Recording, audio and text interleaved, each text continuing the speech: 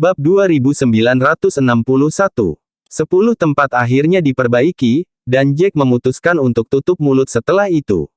Dia mendongak dan melirik Rudess yang balas menatapnya dengan tatapan marah dan berbisa. Jika tatapan bisa membunuh, Jack pasti sudah mati ribuan kali. Dia tertawa, tidak peduli dengan Rudess. Bagaimanapun, Rudess hanyalah seorang alkemis yang tidak mengancamnya. Jack kemudian berbalik untuk melihat Rudy yang melambai padanya. Saat dia melihat Rudy, dia tahu bahwa Rudy memiliki sesuatu untuk dikatakan. Putaran akan segera dimulai, dan Jack tidak punya banyak waktu lagi. Setelah mengerutkan kening dan berpikir sejenak, dia berdiri dan berjalan ke arah Rudy. Itu adalah tempat yang sangat terpencil. Siapapun yang tidak memperhatikan secara khusus tidak akan melihat sudut itu. Ketika Jack berjalan, dia secara alami menarik perhatian, tetapi itu tidak mengganggunya.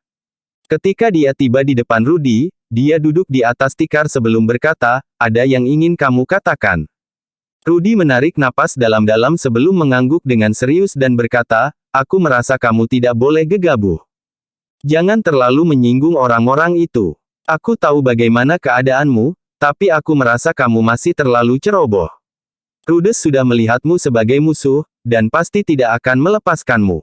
Jika dia bergandengan tangan dengan orang-orang dari Umbrea King Pavilion, itu akan menjadi jauh lebih sulit bagi kita. Mereka bahkan mungkin bekerja sama untuk memasang jebakan untukmu. Jika kita tidak hati-hati dan tertangkap oleh mereka, itu akan menjadi bencana." Kata-kata Rudy tulus dari hati, dan tidak berlebihan sama sekali. Aaron juga mengangguk setuju. Setelah mengobrol dengan Rudy, dia agak memahami situasi Jack dan mengetahui dendamnya terhadap Umbrea King Pavilion. Selain itu, ada juga Rudess dari Pavilion Scarlet. Jack tampaknya telah menghina semua kekuatan terbesar. Jack menghela nafas sambil tertawa putus asa. Memikirkannya, itu benar-benar begitu. Namun, dia tidak pernah menjadi penghasut apapun. Merekalah yang ingin membuat Jack kesulitan, dan dia hanya membalas. Jika dia bahkan tidak bisa melakukan itu, maka dia akan terlalu tercekik. Rudy berkata dengan sedikit khawatir, "Aku merasa mereka akan mulai bekerja sama untuk menyusahkanmu. Apa yang harus kita lakukan?" Rudy tahu betul bahwa, bahkan jika Jack memohon belas kasihan di depan Rudess, Rudess pasti tidak akan melepaskan Jack. Lagi pula, Jack bukanlah tipe orang yang melakukan itu. Jembatan sudah terbakar di antara mereka berdua. Konflik di antara mereka hanya akan semakin dalam. Jack sudah menjadi musuh bebuyutan dengan Umbrea King Pavilion, dan juga Campus Pavilion. Jika mereka menambahkan Pavilion Merah ke dalamnya, maka hari-hari mendatang akan jauh lebih sulit. Bibir Rudy berkedut, membayangkan skenario di mana musuh mereka berada di atas angin. Seperti apa akhirnya mereka berdua? Itu pasti akan sangat menyiksa. Mereka pasti akan disiksa dengan berbagai cara. Jack mengangkat alis, mengulurkan tangan dan meletakkannya di bahu Rudy. "Jangan biarkan pikiranmu mengembara. Apa menurutmu aku tidak memikirkan fakta bahwa mereka mungkin menjebakku? Mereka pasti akan melakukan itu, tapi bukan berarti kita tidak punya lawan untuk itu. Aku sudah memikirkan semuanya, jadi kamu bisa santai." Jack tidak merinci tentang rencana yang dia miliki. Mendengar ucapan Jack, Rudy semakin khawatir. Itu karena Rudy tidak tahu rencana macam apa yang bisa menyelamatkan mereka dari situasi berbahaya seperti itu. Dia merasa masa depan tidak pasti, dan tidak ada cara untuk menanganinya. Setelah memikirkannya sebentar, Rudy berkata dengan serius, "Saya tahu bahwa Anda selalu memiliki pikiran Anda sendiri. Saya hanya ingin memberitahu Anda bahwa saya pikir kita harus menghindari pejuang atau alkemis dari pasukan besar ini jika kita bisa di masa depan. Kita seharusnya tidak membuat musuh dari mereka." Bab 2962. Rudy pernah menjadi orang yang melakukan apa yang dia suka juga, tetapi dia perlahan mengerti bahwa dia tidak bisa terus melakukan itu. Tidak baik membuat musuh dari pasukan besar itu. Jika mereka benar-benar fokus berurusan dengan Jack, masa depan mereka akan terbukti sangat sulit. Sebelumnya, dia tidak pernah repot-repot berpikir terlalu dalam tentang hal-hal itu, tetapi dia perlahan menyadari bahwa segalanya akan menjadi lebih buruk jika dia bertindak tanpa memikirkan masa depan. Dia terpaksa mencoba dan menasihati Jack untuk tidak terlalu gegabah. Bagaimanapun, Pavilion Scarlet adalah satu-satunya klan kelas 9 di benua Hestia, menjadikan mereka yang terkuat. Bahkan di dunia berputar di mana semua orang dibatasi pada tahap akhir dari level bawaan, Jack masih perlu berhati-hati untuk tidak membuat terlalu banyak keributan terlepas dari keahliannya. Apa yang akan terjadi setelah mereka meninggalkan dunia berputar? Apakah mereka tidak akan berada di provinsi tengah lagi?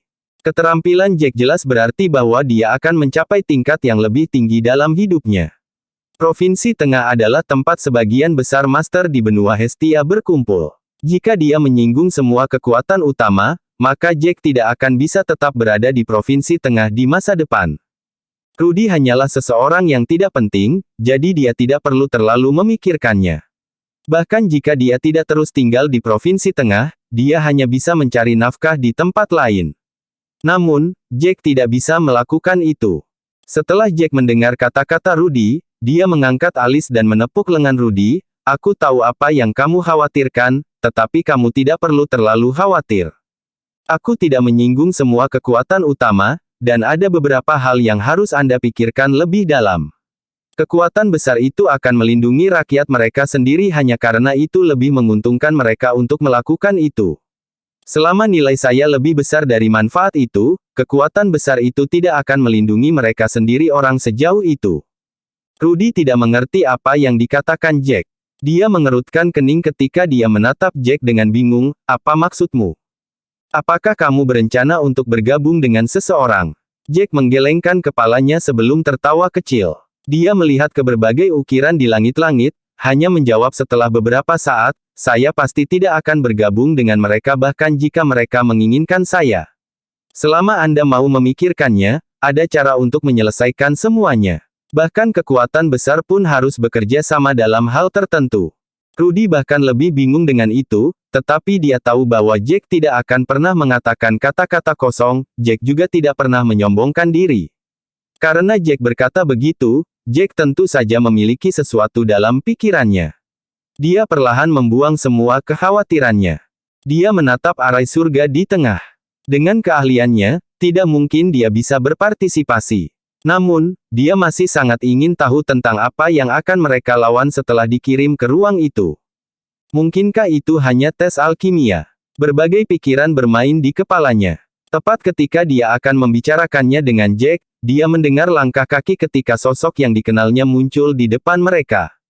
Jack mendongak dan mengerutkan kening, mendesah dalam hati. Butuh beberapa saat untuk menenangkannya, tetapi masih ada beberapa orang yang bersikeras menyebabkan masalah baginya. Orang itu mengenakan pakaian hitam, dan memiliki wajah panjang serta janggut. Dia jelas bukan orang biasa. Orang itu adalah Samuel, sang alkemis dari Paviliun Kompas. Samuel tersenyum tipis saat berbagai emosi bermain di matanya. Dia tidak mengatakan apa-apa, tetapi malah mengeluarkan tikar dari ruang penyimpanannya dan meletakkannya tepat di depan Jack. Setelah itu, dia duduk, sepertinya siap untuk percakapan panjang dengan Jack. Jack mengerutkan kening, mulai berencana untuk mengubah tempatnya. Dia benci berbicara dengan orang-orang ini. Bab 2963. Samuel menarik napas dalam-dalam saat matanya menyapu seluruh tubuh Jack. Tatapan mencari itu jelas bagi semua orang. Jack mengerutkan kening, tidak mengatakan apa-apa saat dia menunggu Samuel. Setelah beberapa lama, Samuel berkata, saya benar-benar ingin tahu dari mana Anda berasal. Saya ingin tahu apa yang memberi Anda keberanian itu. Saya tahu Anda berbakat, baik dalam alkimia maupun dalam keterampilan bela diri. Siapapun yang mengenal Anda akan menyukainya, pasti mengagumimu dan bahkan cemburu padamu. Jack terkekeh, tidak menyangka nada bicara Samuel akan seperti itu. Samuel sepertinya tidak menunggu jawaban saat dia melanjutkan, saat itu, aku bilang kamu pasti bukan dari benua Hestia. Aku tidak hanya mengatakan itu dengan santai, tapi itu adalah penilaian yang aku buat setelah memikirkannya secara mendalam. Aku masih berpikir bahwa tidak mungkin kamu sekuat dirimu tanpa kekuatan besar di belakangmu. Setelah kata-katamu dengan Rudes tadi, aku semakin penasaran. Tatapan Samuel sangat berarti pada saat itu. Jack bisa mengerti apa yang dia coba katakan. Samuel merasa Jack pasti berasal dari Paviliun Scarlet jika Jack tidak berasal dari dunia yang berbeda. Namun, Jack baru saja bentrok dengan Rudes dari Paviliun Scarlet. Itu sudah cukup untuk membuktikan bahwa Jack tidak ada hubungannya dengan mereka. Jack tertawa kecil, hanya itu yang ingin kamu katakan padaku. Kamu ingin tahu dari mana aku berasal. Petik 2. Samuel menarik napas dalam-dalam saat dia tenang, aku sebenarnya punya banyak pertanyaan. Aku merasa kamu benar-benar sangat aneh. Kamu tidak takut pada apapun, tetapi sepertinya kamu tidak memiliki siapapun untuk diandalkan. Kamu sangat berbakat, tetapi asal-usulmu misterius. Aku benar-benar ingin tahu siapa kamu. Mengapa kamu membuat musuh dari semua kekuatan utama di benua Hestia? Setelah mendengar itu, Jack tidak bisa menahan tawa. Dia mengambil napas dalam-dalam ketika kekesalan tertulis di wajahnya, apakah ada yang salah dengan kepalamu? Bisakah kamu memikirkan hal-hal sebelum kamu berbicara? Sejak kapan aku mencoba membuat musuh dari salah satu kekuatan utama? Tidak semua dari kalian yang mencoba membuat saya kesulitan terlebih dahulu. Saya hanya melawan Anda, dan Anda semua mengatakan bahwa saya mencoba membuat musuh keluar dari Anda. Jack tidak tahan dengan kata-kata itu. Di mata kekuatan besar itu, hanya mereka yang diizinkan untuk menyakiti orang lain, dan bukan sebaliknya. Mereka bisa memperlakukan orang lain sesuka mereka, tetapi selama ada yang membalas, orang-orang itu akan dihukum. Jack tidak tahan dan tidak bisa menerima logika seperti itu. Samuel mengerutkan kening saat matanya berkilat tak berdaya. Setelah menghela nafas, dia berkata, kita semua adalah orang-orang cerdas di sini, jadi mengapa Anda perlu mengatakan itu? Apakah Anda tidak mengerti apa yang saya maksud? Ini semua adalah aturan tidak tertulis yang dipahami semua orang. Selalu seperti ini, dan Anda hanya ingin yang menginginkan hal-hal dengan caramu sendiri. Kamu bersikeras melawan pasukan utama. Kamu tidak idiot. Pasti ada alasan kamu melakukan ini. Petik 2. Bab 2964. Mendengar itu, Jack tiba-tiba tertawa frustrasi. Ini adalah pertama kalinya dia gagal menahan diri untuk tidak tertawa. Jadi di mata para murid dari pasukan utama itu, semuanya adalah aturan tidak tertulis yang harus dipatuhi setiap orang. Siapapun yang tidak mengikuti berarti mereka melawan arus dan menjadikan musuh dari kekuatan utama. Jack menarik napas dalam-dalam sambil membuang muka, tidak ingin repot berdebat lagi. Dia hanya berkata dengan dingin, kamu akan membayar untuk pikiran itu. Setelah mengatakan itu, Jack menutup mulutnya, tidak ingin melangkah lebih jauh. Dia tahu betul bahwa mereka tidak akan berpikir bahwa mereka melakukan sesuatu yang salah, dan hanya akan berpikir bahwa yang salah adalah dia. Bahkan jika pihak lain harus menerima kerugian, itu masih masuk akal. Pasukan utama tidak diizinkan menderita kerugian sama sekali. Rudy semakin marah saat mendengarkan. Lengannya mulai bergetar saat api mulai terlihat di matanya. Jika dia gagal mempertahankan akal sehatnya, dia hanya akan bergegas keluar dan mencengkeram kerah Samuel, menamparkan pria itu beberapa kali untuk memikirkan apa yang dia katakan.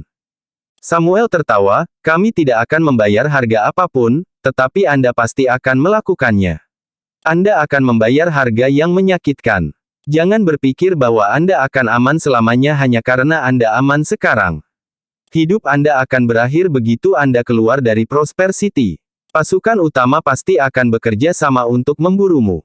Bahkan jika kamu sangat cerdas, tidak mungkin kamu bisa menghindari semuanya. Tunggu saja, waktu akan memberitahumu betapa gilanya tindakanmu.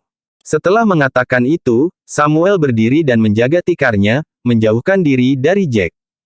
Melihat punggungnya yang mundur, ada kilatan ejekan di mata Jack.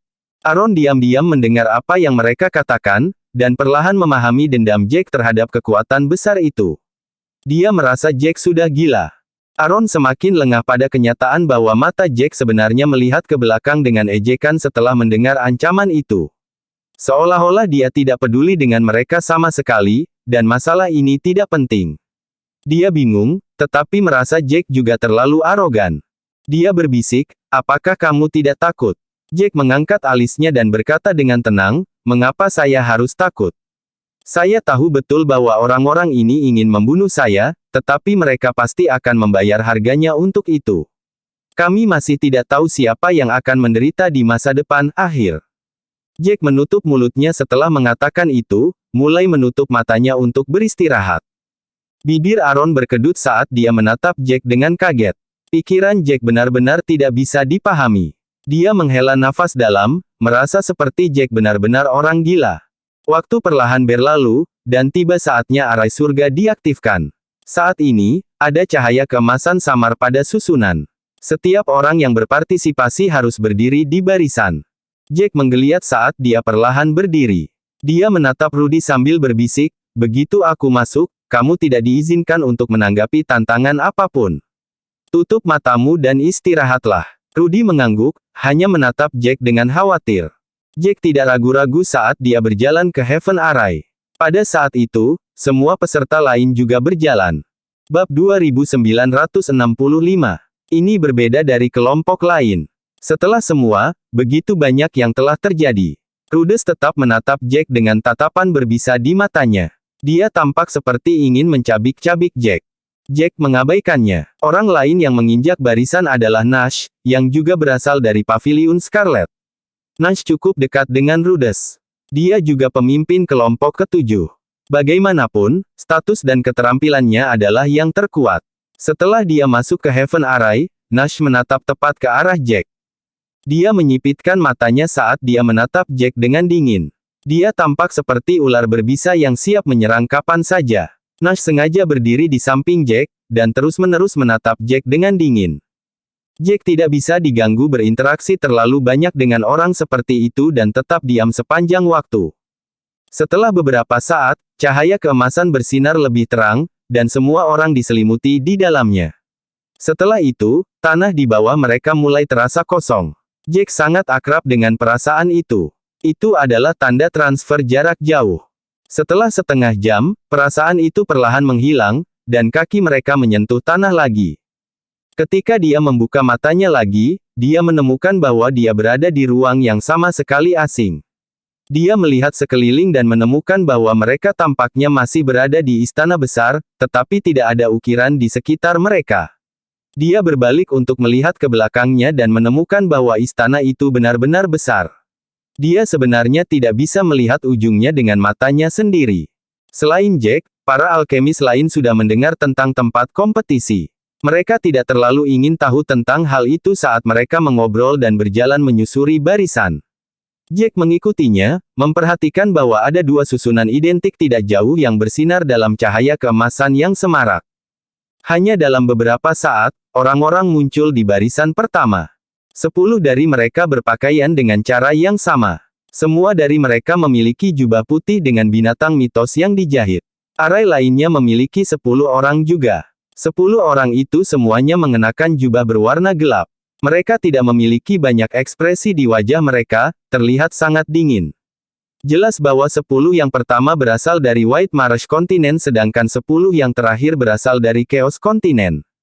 30 peserta semuanya sudah tiba, tetapi suasananya agak berat. Mereka semua adalah alkemis dari dunia yang berbeda, tetapi mereka tidak berbasa-basi. Mereka tampak sangat dingin. Bahkan para alkemis dari dunia yang sama tidak benar-benar berbicara satu sama lain. Setiap percakapan semua berbisik. 30 dari mereka berjalan maju dalam diam. Setelah sekitar 5 menit, Jack menyadari bahwa mereka berada di depan 30 tungku yang sama. Itu pasti sesuatu yang disiapkan untuk turnamen. Saat mereka tiba, suara keriput terdengar, kompetisi akan dimulai dalam 2 jam. Setelah itu, suara itu menjadi sunyi. Semua orang saling bertukar pandang saat para alkemis dari dunia yang berbeda segera menjauh satu sama lain. Benua Hestia mengambil ujung barat. Benua Rawa Putih berada di tengah sementara benua kekacauan berada di ujung timur. Bab 2966. Jack sangat penasaran ketika dia melihat para alkemis dari dua dunia lain. Dia memperhatikan bahwa, dibandingkan dengan benua kekacauan yang lebih kuat, para alkemis dari benua Rawa Putih tampak jauh lebih bangga pada diri mereka sendiri. Mereka memandang para alkemis dari benua Hestia dengan tatapan penuh penghinaan, terutama alkemis yang berdiri di depan mereka semua. Jack mengenal orang itu. Itu Ethan, yang telah mengejek mereka melalui gambar sebelumnya. Dia adalah pemimpin para alkemis dari White Marsh Continent. Untuk tidak menimbulkan masalah yang tidak perlu, Jack tetap berdiri di ujung kelompok benua Hestia. Tepat setelah suara itu mengumumkan bahwa turnamen hanya akan dimulai setelah 2 jam, Ethan memasang ekspresi tidak sabar di wajahnya. Setelah beberapa saat, dia benar-benar berteriak, tidak perlu mempersiapkan sama sekali. Mengapa kita harus menunggu begitu lama? Mulai saja sekarang. Setelah mendapatkan harta emas, saya masih memiliki banyak hal yang harus saya lakukan. Petik 2. Dia terdengar cukup arogan dan yakin bahwa dia pasti akan mendapatkan harta emas. Kata-katanya bahkan menyinggung para alkemis dari benua Chaos. Orang yang berdiri di depan para alkemis dari Chaos Kontinen menoleh dengan dingin ke arah Ethan, kamu tidak begitu ahli, tapi kamu pasti punya banyak hal untuk dikatakan. Kamu mengklaim bahwa kamu pasti akan mendapatkan harta emas seolah-olah kamu terbaik di dunia. Wajah Ethan menjadi gelap. Dia benar-benar membenci siapapun yang berbicara kembali kepadanya. Tidak peduli betapa tidak masuk akalnya dia tidak ingin ada yang membalas. Dia menoleh untuk melihat siapa yang tampak seperti pemimpin alkemis benua kekacauan, dan dengan dingin berkata, aku mungkin bukan yang terbaik, tapi aku jelas bisa mendapatkan harta emas jika aku bersaing melawan sampah sepertimu. Di sini untuk mengarang angka. Emilio Lawrence, kita sudah saling kenal selama bertahun-tahun. Saya tahu betul seberapa kuat Anda. Jangan berpikir bahwa saya akan melihat Anda lebih baik hanya karena Anda mengatakan itu, dan pikirkan bahwa kamu dapat merebut harta emas itu dariku. Pada saat itu, suasananya sangat panas. Dia praktis menamparkan wajah Emilio. Emilio mungkin bukan seseorang yang menyukai masalah yang tidak perlu, tapi dia juga tidak akan membiarkan seseorang menggertaknya seperti itu. Emilio menyipitkan matanya, kami pasti sudah saling kenal selama bertahun-tahun, dan aku tahu bahwa kamu juga memiliki beberapa trik di lengan bajumu. Itu sebabnya aku tidak perlu mendengarmu menyombongkan diri. Senang dengan dirimu sendiri bahwa kamu bahkan mentransfer gambarmu ke benua Hestia. Semua yang baik untuk kamu adalah membual di depan mereka. Di benua Chaos, kamu hanya akan menjadi alkemis yang sedikit berbakat. Kamu tidak akan memiliki apapun untuk dibanggakan sama sekali. Petik 2. Wajah Ethan memerah ketika mendengar itu, dan berbalik untuk menunjuk Emilio, yang aku lakukan hanyalah mengatakan yang sebenarnya, kamu hanya tidak mau mengakuinya. Itu sebabnya kamu berbohong dan mengatakan bahwa aku membual. Kalian semua hanya di sini untuk membuat angka. Apakah Anda pikir Anda layak mengambil harta emas itu dari saya? Petik 2. Jika bukan karena undang-undang yang ada, mereka berdua bisa saja mulai bertarung dengan sangat baik. Suasana di antara kedua benua mulai semakin panas. Relatif, sisi benua Hestia jauh lebih tenang. Kata-kata Emilio tidak hanya mengejek Ethan, tapi juga menghina benua Hestia. Mungkin saja, di mata orang-orang itu, benua Hestia adalah sampah, dan benua Hestia adalah orang-orang yang benar-benar ada di sana untuk membuat angka. Bab 2967. Nash menarik napas dalam-dalam saat wajahnya sedikit memerah. Dia menderita penghinaan, tetapi tidak ada yang bisa dia katakan. Bagaimanapun, perbedaan dalam keterampilan ditampilkan sepenuhnya untuk dilihat semua orang. Tidak ada yang bisa dia katakan yang bisa mengubah itu. Namun, bahkan jika dia tahu bahwa dia tidak dapat dibandingkan dengan dua dunia lain, dia masih menderita mendengar apa yang dikatakan.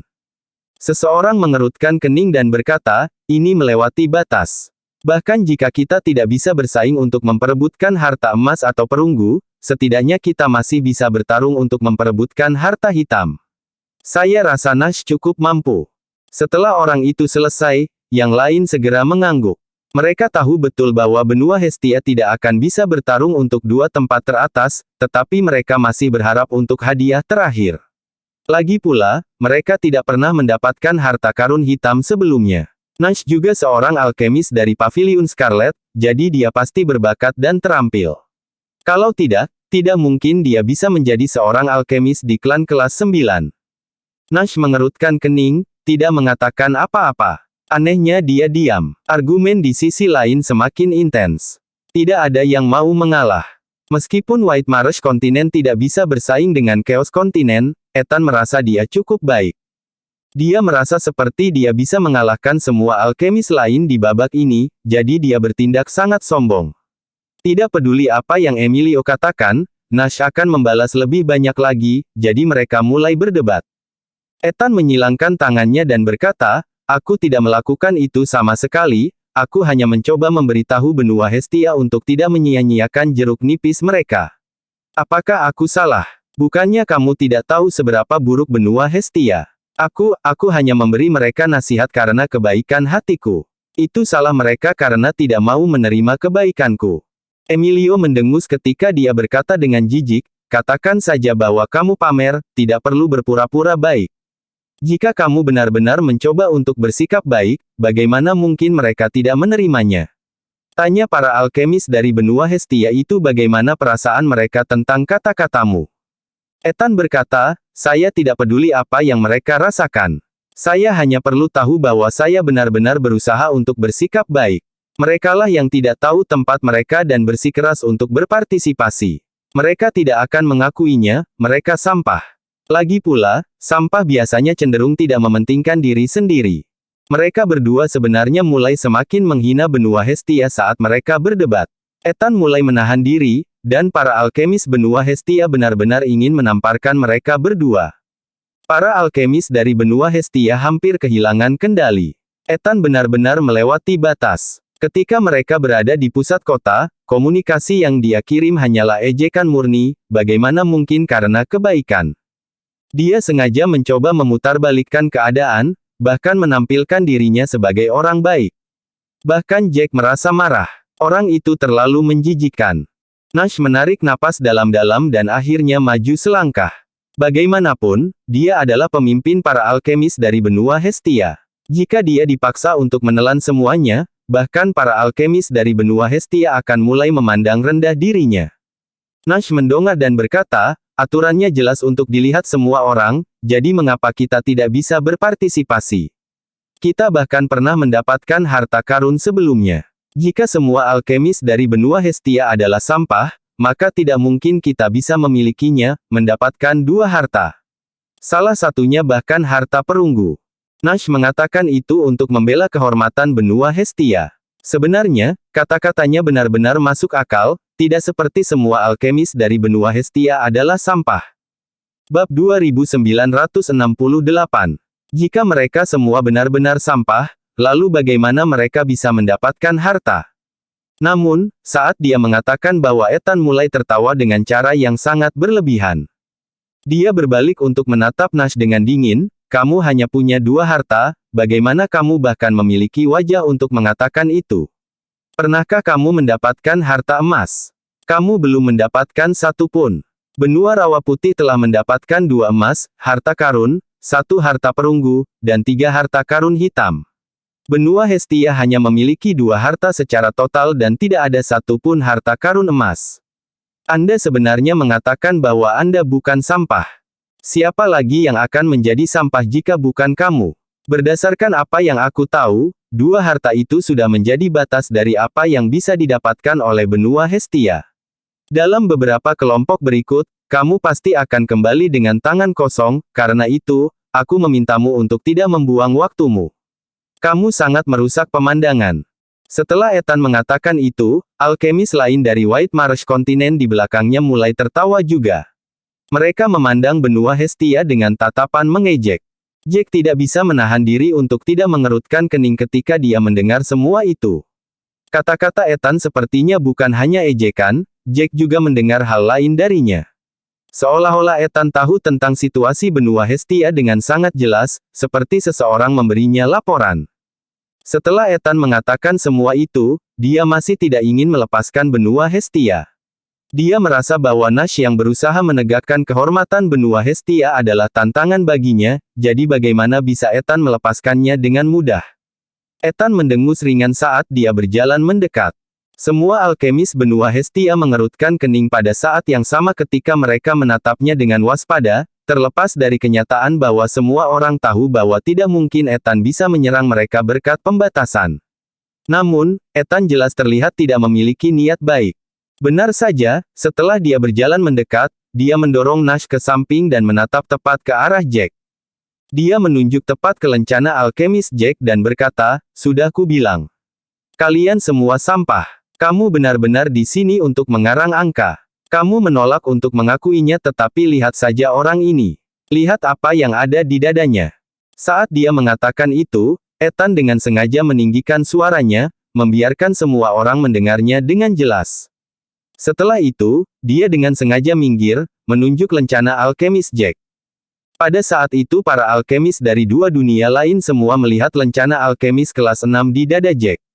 Dia sebenarnya seorang alkemis kelas 6. Sepertinya benua Hestia benar-benar kehabisan orang. Ini hanya kelompok ketujuh, tetapi apakah mereka tidak memiliki cukup orang lagi? Mereka bahkan tidak memiliki alkemis kelas 7 lagi. Petik 2. Bahkan para alkemis dari benua kekacauan bergabung untuk mengejek mereka kali ini. Semua orang memandang para alkemis dari benua Hestia dengan tatapan penuh penghinaan. Lencana alkemis kelas 6 Jack benar-benar membuatnya tampak seperti dia di sini hanya untuk mengarang angka. Bibir Jack berkedut saat dia tidak bisa berkata-kata, tiba-tiba menyesal tidak mendapatkan baju ganti. Dia tidak pernah mempedulikannya tetapi tidak ingin membuang waktunya untuk orang-orang itu dan juga menyebabkan masalah bagi dirinya sendiri. Dia mengira tidak ada yang akan memperhatikannya jika dia berada di ujung grup, tetapi Ethan sebenarnya bergegas dan mendorong semua orang ke samping untuk menunjukkannya. Seolah-olah Ethan sudah tahu semua yang terjadi di pusat kota. Jack mengerutkan kening saat dia mulai menatap Ethan dengan rasa ingin tahu. Jika Ethan tidak tahu apa-apa, tidak mungkin Ethan akan menunjukkannya. Bagaimanapun, dia telah berdiri di belakang, tidak menarik perhatian. Bab 2969. Sepertinya seseorang benar-benar memberi Ethan informasi tentang apa yang terjadi di pusat kota. Mereka bahkan telah memberi tahu Ethan seperti apa tampangnya, begitulah cara Ethan berhasil menunjukkan Jack di tengah kerumunan. Jack menarik napas dalam-dalam sambil mengerutkan kening putus asa. Masalah benar-benar memiliki cara untuk menemukannya kemanapun dia pergi. Dia mengira tidak ada masalah yang akan terjadi selama dia mempertahankan profil yang cukup rendah. Suara ejekan terus-menerus terdengar, dan para alkemis benua Hestia benar-benar malu. Mereka semua sangat marah ketika beberapa dari mereka berbalik untuk menatap Jack dengan penuh kebencian. Sepertinya mereka mencoba memberitahu Jack bahwa dia salah dengan mata mereka. Ketika Jack merasakan tatapan itu, dia tidak bisa menahan tawa ketika dia berkata, "Untuk apa kamu menatapku? Apakah aku yang mengejekmu? Kamu tidak berani menghadapinya, jadi kamu mencoba untuk menghadapiku sebagai gantinya." Orang-orang itu benar-benar aneh. Jelas Ethan yang berlari dan mulai mengejek mereka. Jelas Ethan yang mencari masalah lebih dulu. Namun, mereka tahu bahwa mereka tidak bisa mengalahkan Ethan, jadi mereka menoleh untuk melihat Jack. Seolah-olah Jack lah yang melakukan segalanya. Nash mengatupkan giginya dan menatap Jack dengan penuh kebencian, "Aku belum pernah melihat seseorang yang tidak tahu malu sepertimu.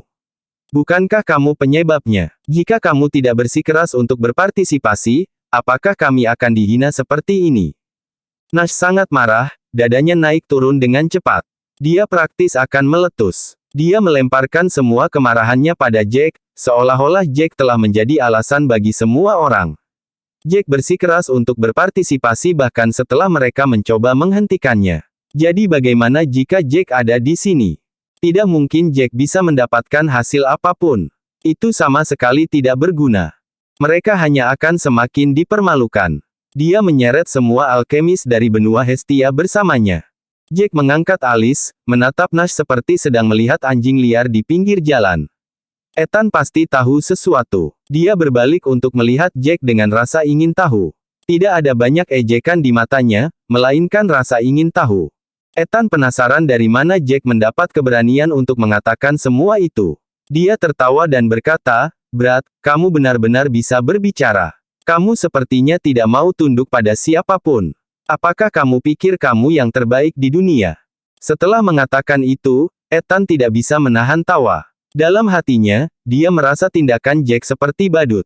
Dia hanya mencoba menggoda badut itu. Jack mendongak dan melirik Ethan, "Apakah Anda mencoba untuk memastikan semua orang tahu bahwa Anda ada? Anda seperti semut, berlarian kemanapun Anda bisa. Sepertinya Anda harus memberi tahu semua orang bahwa Anda luar biasa. Jika Anda benar-benar memiliki keterampilan, kamu tidak perlu pamer seperti ini sama sekali. Kamu hanya terlihat seperti lelucon bagiku." Kata-kata itu segera mengejutkan semua orang yang hadir, menyebabkan mereka melebarkan mata. Mereka tidak pernah menyangka bahwa seorang alkemis kelas 6 dari benua Hestia akan benar-benar mengatakan hal seperti itu. Dia praktis mengutuk Ethan, melemparkan martabat Ethan ke samping. Jack benar-benar mengejutkan Ethan. Bibir Ethan berkedut karena marah, bahkan tidak mampu membentuk pikiran yang koheren. Setelah Emilio mendengar itu, dia menatap Jack dengan heran. Setelah itu, dia tiba-tiba bertepuk tangan di depan semua orang, "Setuju, kamu benar-benar cukup berani. Harus kukatakan, kata-katamu cukup masuk akal." Bab 2970. Saat dia mengatakan itu, nada suara Jack sangat tenang. Seolah-olah dia sedang membicarakan sesuatu yang sama sekali tidak penting. Meskipun Ethan tidak mengungkapkan semuanya, Jack sudah berhasil menemukan makna yang lebih dalam di balik kata-katanya. Secara alami, mereka tidak diizinkan untuk bertarung pada saat itu. Lebih jauh lagi, jika para alkemis benar-benar mulai bertarung, hasilnya tidak sepenuhnya pasti. Jadi dia ingin mengatakan itu, dia mungkin tidak bisa melakukan apapun pada Jack di sini, tapi dia tidak akan melepaskan Jack dengan mudah setelah Jack kembali ke benua Hestia. Dia akan melakukan semua yang dia bisa untuk membunuh Jack. Setelah apa yang terjadi di benua Hestia 30.000 tahun yang lalu, benua Hestia telah diisolasi dari yang lainnya. Tidak ada yang bisa pergi ke dunia lain melalui penghalang itu. Jika dia ingin membunuh Jack, dia harus menggunakan prajurit benua Hestia. Dari situlah masalahnya berasal. Ethan adalah seorang alkemis dari White Marsh Continent. Biasanya, dia seharusnya tidak ada hubungannya dengan benua Hestia, jadi mengapa ada orang yang membantunya? Itu melibatkan lebih banyak hal, tetapi siapapun yang memiliki otak dapat memahami banyak hal dari percakapan mereka. Ethan membeku, tidak menyangka Jack memahami hal-hal begitu cepat. Jack sebenarnya sudah mengetahui segalanya sebelum dia bisa mengatakan apa-apa. Bibirnya menegang saat matanya melihat sekeliling. Dia tiba-tiba menyesali apa yang dia katakan. Lagi pula, beberapa hal seharusnya tidak diungkapkan ke publik. Namun, tidak mungkin dia bisa menarik kembali kata-katanya. Ethan tidak mencoba menjelaskan apapun, tetapi racun dan kebencian di matanya semakin dalam. Dia memandang Jack seolah-olah Jack adalah musuh bebuyutannya. Jack mendengus, membuang muka dan berkata dengan jelas, "Tidak ada alasan untuk terus bertarung seperti ini. Keterampilanku, dan apakah aku akan menyeret Hestia kontinen ke bawah akan terlihat ketika hasilnya keluar. Karena aku di sini mengambil bagian, saya secara alami cukup percaya diri untuk mendapatkan penempatan yang baik." Mata Ethan berbinar saat mendengarnya. Dia tiba-tiba mengangkat suaranya ketika dia berkata, "Sepertinya kamu benar-benar tidak tahu tempatmu. Apakah seorang alkemis kelas 6 sepertimu benar-benar berpikir kamu akan berarti apa-apa?" Kata-kata Jack telah memberi Ethan kesempatan untuk melawan. Dia tersenyum dingin sambil melanjutkan, "Benar-benar ada berbagai macam orang di dunia ini. Apakah Anda pikir Anda bisa membual sesuka Anda? Lihat ke cermin di depan Anda. Anda seorang alkemis kelas 6, apakah Anda benar-benar berpikir Anda bisa mendapatkan penempatan yang bagus? Anda akan memperbaiki pil kelas 6. Petik 2. Bersambung.